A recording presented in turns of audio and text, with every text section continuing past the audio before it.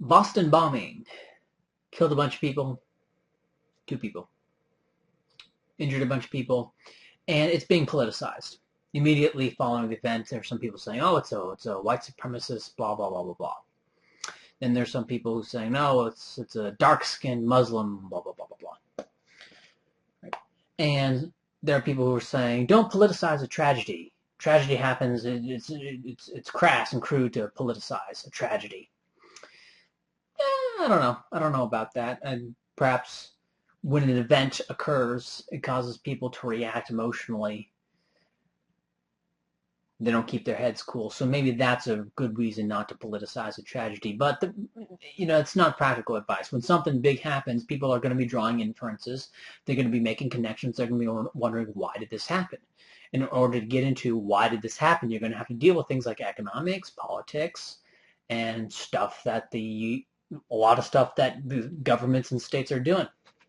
If we look at the Sarajevo bombing, that it is interpreted to have led to World War I,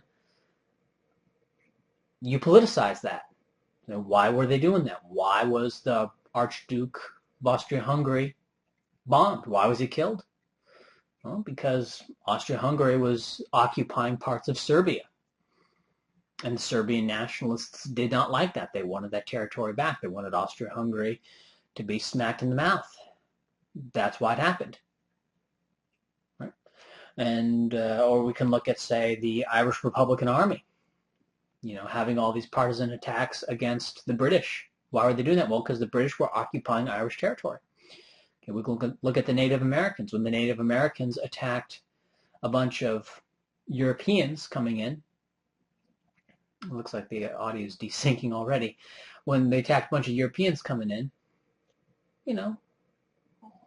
do we question why that is? Do we have any confusion as to why that is, or do we go, oh, it's just a tragedy that these Native? No, we recognize why they're doing that. We recognize what's going on.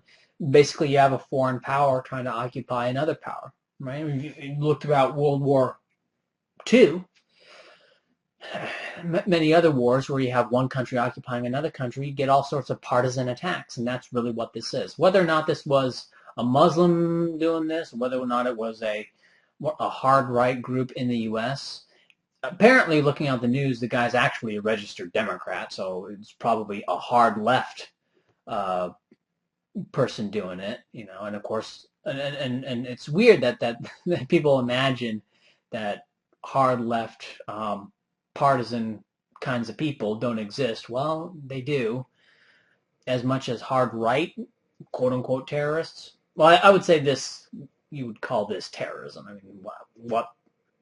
I mean, he's targeting innocent people. I mean, he's not targeting troops that are occupying the country. Is a pretty crappy thing. Anyway, but these kinds of things are a result of a nation occupying another nation fundamentally.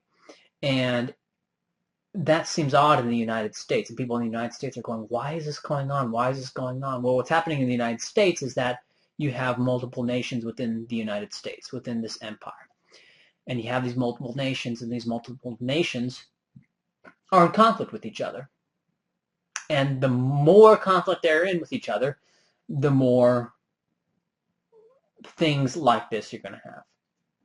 If we take a look at, say, the British occupying Ireland, the idea of a separate Irish national identity from the British national identity was more. It was a more profound separation, a bigger separation. The Irish viewed themselves as being more separate from the British than, say, the Republicans view themselves as being separate from the Democrats, or vice versa. But those cleavages are still real in the United States, even though the people in the United States, they all view themselves as part of the United States, as part of America. America, named after some guy who drew the maps.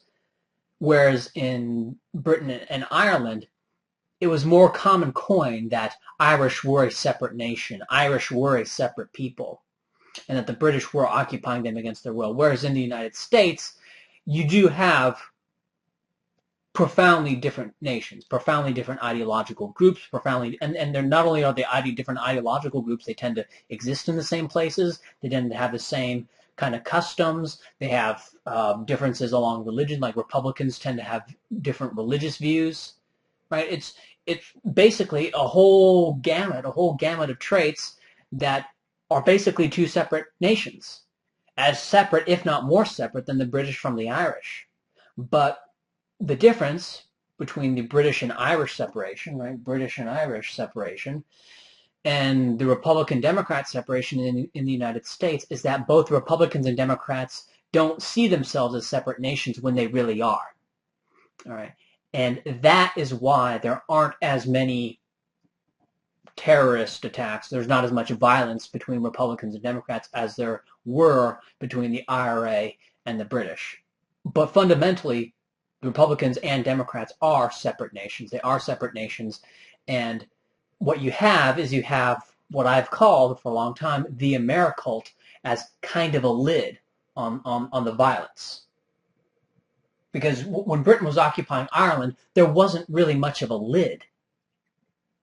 Because the Irish saw themselves as separate. They were not. The Britannia cult did not really persuade the Irish in the same way that the Americult persuades the Republicans and the Democrats that they're part of the same country or they're part of the same nation when they're not. But as the Americult weakens, or as the anger between the groups overpowers the Americult, you're going to start seeing more events like this. Not small-scale violent crime, but more and more events like this. And these kind of events are a symptom that the boundaries are not respected. The political boundaries are not correct. Correct as in they don't properly encompass nations as they actually are. And you have heterogeneous populations within a political unit. And when you have heterogeneous populations, some element is going to dominate another, or some coalition is going to dominate another. And when that's happening, what is that? Well, that's an occupying force. That's an occupying power. That's tyranny. And when bombs go off in this situation, well, you can't really condone it, but you can understand it.